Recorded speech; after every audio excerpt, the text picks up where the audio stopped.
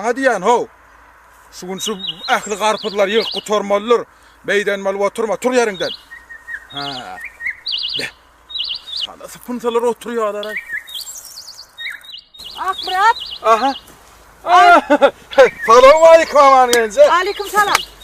Armada. Bağır oğlum gelin. Tuvaleme karpı yiyip yardınız bey. Oğlum görüyen bu qarpıdları. Tuvaleme üzümünüm govollu ha.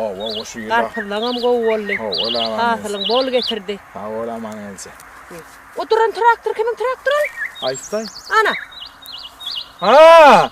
Atatali arkan kaman gelince.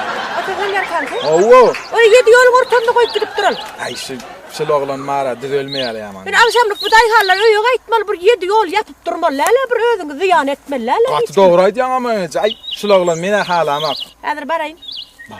En son kere kimliğin vereyim. Doğraydı ama.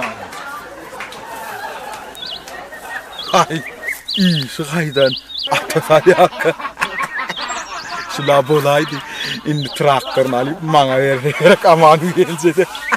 Ay şu.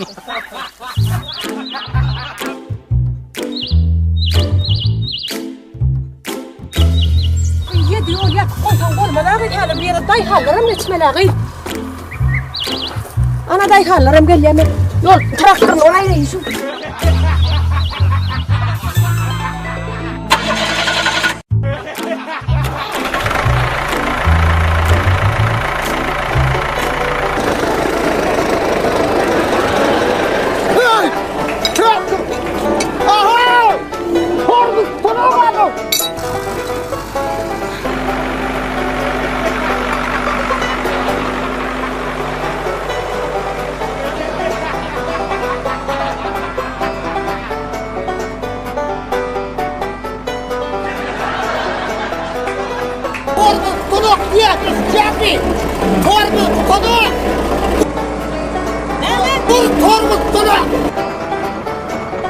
Tezrak tut geldi durma avrisine tutma avrisine tutmadın şu.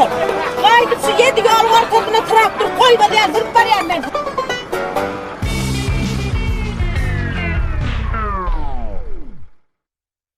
Tormuz, tonuk. Ha tutup dura tormuz. Tutup dura tormuz. Ne mi bakana? Tormuzum tonuk. Tutma da sen tormuzum.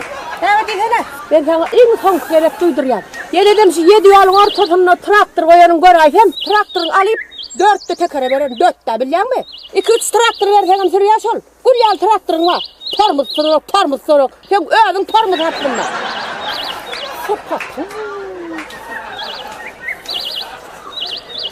Be. Men hurunda tutonoksun tormuz. Bir de. Kimden attan basıp yara. Antaya mı dur.